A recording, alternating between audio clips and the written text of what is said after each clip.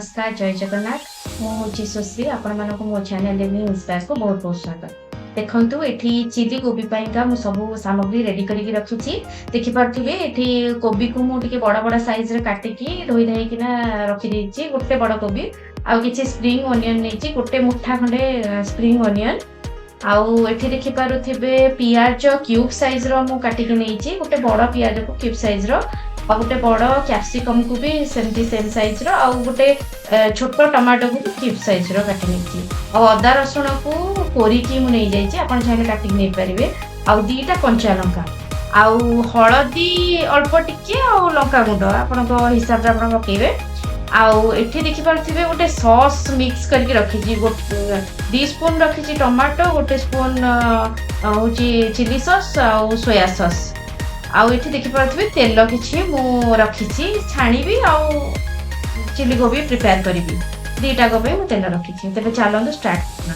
देखंतु एठी गोटे कढ़ई मु बसै दीछि। एथिरे देखि पारथिबे किछि पानी भी मु बसै दीछि। गैस ऑन कर दीछि। एथिरे टिके लूण पकै दबा आ लूण पकै कि हमें जो कोबी को काटी के रखिथिले आकु टिके गोटे मिनिट पर्यंत हमें एटा को बॉयल करि दबा।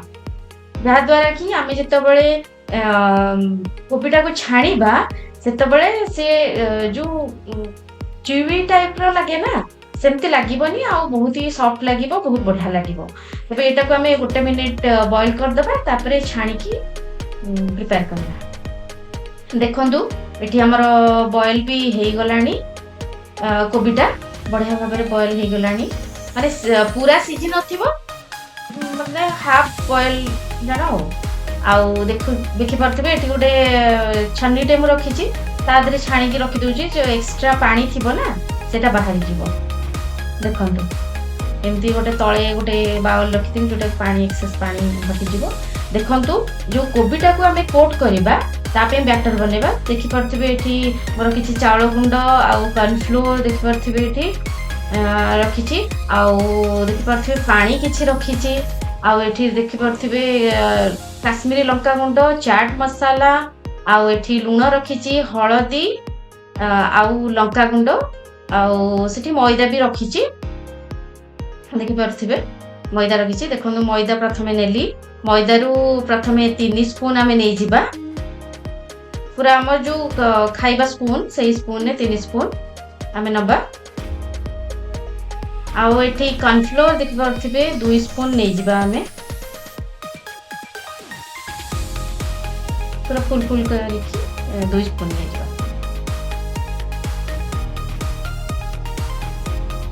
तापरे एठी देखि पारथिबे चावल गुंड को पूरा गोटे स्पून फुल किना नबा।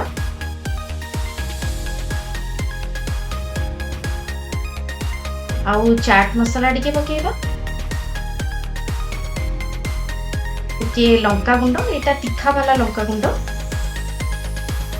आपण जदी अधिक तीखा चाहते तेन पके परिबे। एटा देखि पारथिबे काश्मीरी लंका गुंड टिके पकेबे जेहेतु कलर टिके बेटर आसीबो जेहेतु आर्टिफिशियल कलर दोने। आउ पिंच ऑफ हळदी पकेबा। एटा ऑप्शनल आपण पकेबे न पकेबे आपण इच्छा। आउ सॉल्ट स्वाद अनुसार सॉल्ट एटा को भलो भाबरे मिक्स कर दबा सब सुखा आइटम जाको। एबे जो पानी रखी थिले ताकू पके अल्प अल्प पके ताकू बैटर भलो भाबरे बनै दबा। देखि पारथिबे कंसिस्टेंसी एठी हमर गुटे बाउल रखी थिले ना हाफ बाउल ले आउरी कम लागिला पानी का। देखि पारथिबे एमती गोटे साइड रे आपण फेंटी चलिबे। देखि पारथिबे कंसिस्टेंसी चामच रो केमे गड़ी जाउची पूरा। देखंतु एठी छाड़बा पई रखी देले हमें आउ सेही बैटर हमें जो गोळे देथिले सब जाक कोबी पके गोळे देथिले। एबे गोटे गोटे पके की एटा को भलो भाबरे हमें गोल्डन ब्राउन करिया जाय हमें छाणी दबा।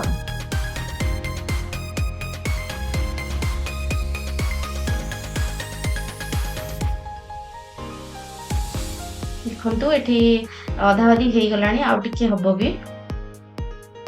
देखंतु एठी भल्लो भाबरे गोल्डन ब्राउन कलर पूरा हेई जायछि क्रिस्पी भी हेई जायछि। एबे हमें एटा को गोटे प्लेट को काढी नबा।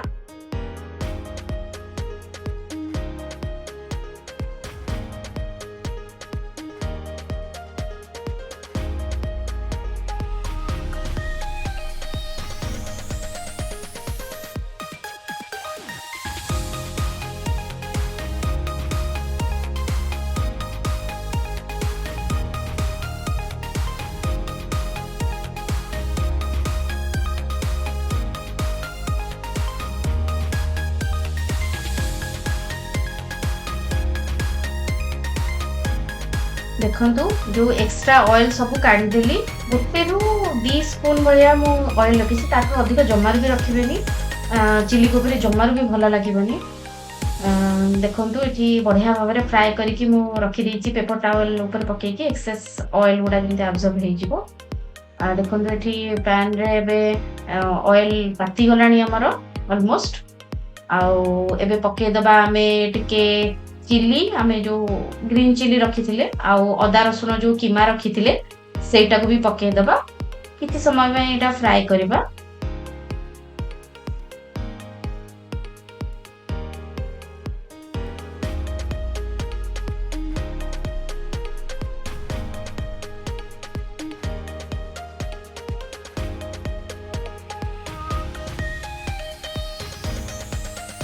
ଦେଖନ୍ତୁ ଏଠି ଭଲ ଭାବରେ ଟିକେ ଫ୍ରାଏ ହେଇଗଲାଣି। ଏବେ ଆମେ ଯୋଉ କାଟିକି ରଖିଥିଲେ ଯୋଉ ପିଆଜ କ୍ୟୁବ ସାଇଜର ଆଉ କ୍ୟାପ୍ସିକମ କ୍ୟୁବ ସାଇଜର କୁ ବି ପକେଇଦବା ଆମେ। ତାକୁ ପକେଇକି ଟିକେ ଫ୍ରାଏ କରିବା କିଛି ସମୟ ପାଇଁ। ଏଠି ଲୋ ଫ୍ଲେମ୍ ଜମାରୁ ବି କରିବେନି। ଆପଣ ହାଇ ଫ୍ଲେମ୍ରେ ଯଦି ନ କରିପାରିବେ ଦେନ୍ ମିଡିୟମ ଫ୍ଲେମ୍ରେ ରଖିଲେ ବେଟର ହବ। ଦେଖନ୍ତୁ ଏଠି ପିଆଜ ଆଉ କ୍ୟାପ୍ସିକମ ବି ଟିକେ ଫ୍ରାଏ ହେଇଗଲାଣି। କୁ ଆମେ ପୁରା ସିଝେଇଲା ପରିକା ଫ୍ରାଏ କରିବାନି, ଏଟା କ୍ରଞ୍ଚିନେସ୍ ତ ରହିବ ନିଶ୍ଚିନ୍ତ ଭାବରେ। ତ ସେଟାକୁ ସେଇଭଳିଆ ପିଙ୍କ କଲର ଟିକେ ହେଇଯିବ, ଯେମିତି ଲାଗିବ ଯେ ଟିକେ ସଫ୍ଟ ହେଇଯାଇଛି।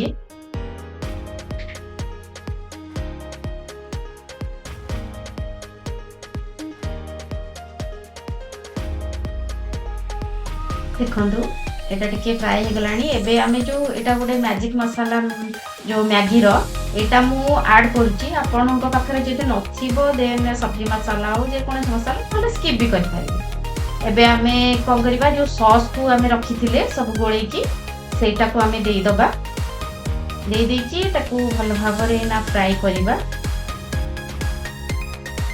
ଆଉ ଯୋଉ ତାଟିଆରେ ଆଉ ଟିକେ ଲାଗିଥିଲା ତାକୁ ୱେଷ୍ଟ କାଇଁ କରିବା, ସବୁ ଗୋଳେଇକି ପାଣିରେ ଟିକେ ପକେଇଦବା। ଆଉ ଦେଖନ୍ତୁ ଆକୁ ଭଲ ଭାବରେ ଫ୍ରାଏ କରିବା। ଦେଖନ୍ତୁ କେତେ ବଢିଆ କଲର ଦେଖାଗଲାଣି। ବହୁତ ହି ସୁନ୍ଦର, ସୋୟା ସସ୍ ଯୋଗୁ ବହୁତ ହି ସୁନ୍ଦର କଲର ଆସିଯାଏ।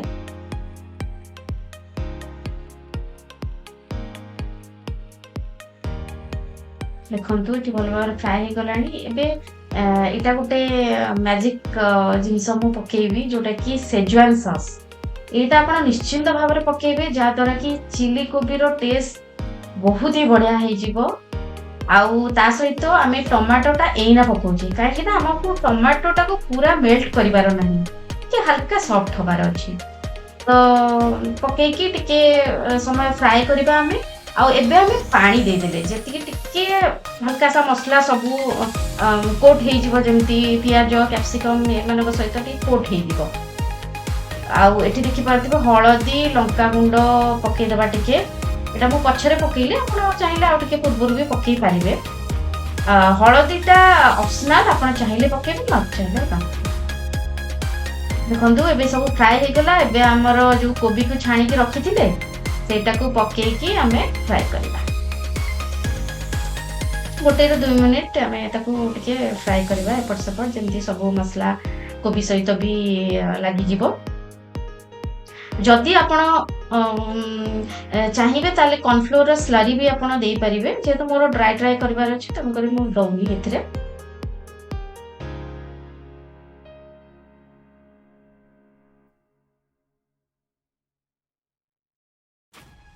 ଦେଖନ୍ତୁ ଆମର ବଢିଆ ଭାବରେ ବନିଗଲାଣି ଚିଲି ଗୋବି। ଏବେ ଆମେ କଣ କରିବା, ଯୋଉ ଆମେ ରଖିଥିଲେ ଆମର ସ୍ପ୍ରିଙ୍ଗ ଅନିଅନ କାଟିକି ସେଇଟାକୁ ଆମେ ଗାର୍ନିଶ କରିଦବା। ଆପଣ ଚାହିଁଲେ ଯେତେବେଳେ କୁକ୍ କରୁଥିବେ ସେତେବେଳେ ପକେଇକି ବି 1-2 ମିନିଟ୍ ତାକୁ ଫ୍ରାଏ କରିପାରିବେ। ବଟ୍ ଏଇଟା କଲରଟା ବହୁତ ହି ସୁନ୍ଦର ଦେଖାଯିବ ନା, ତେଣୁକରି ଉପରେ ଗାର୍ନିଶ କଲେ ତାର ଟେଷ୍ଟ କିଛି ବି ଖରାପ ଲାଗିବନି, ବହୁତ ହି ବଢିଆ ଲାଗିବ। ଦେଖିପାରୁଥିବେ କେତେ ସୁନ୍ଦର ଦେଖାଯାଉଛି। ଦେଖନ୍ତୁ ଏଠି ଚିଲି କୋବି ଆମର ବନିଗଲା। ତେବେ ଯଦି ଆପଣଙ୍କୁ ଏଇ ରେସିପି ଭଲ ଲାଗୁଛି ତାହେଲେ ଲାଇକ୍ ସେୟାର ସବସ୍କ୍ରାଇବ କରିବାକୁ ଜମାରୁ ବି ଭୁଲନ୍ତୁନି। ତେବେ ଆଜି ପାଇଁ ରହୁଛି ନମସ୍କାର, ଜୟ ଜଗନ୍ନାଥ।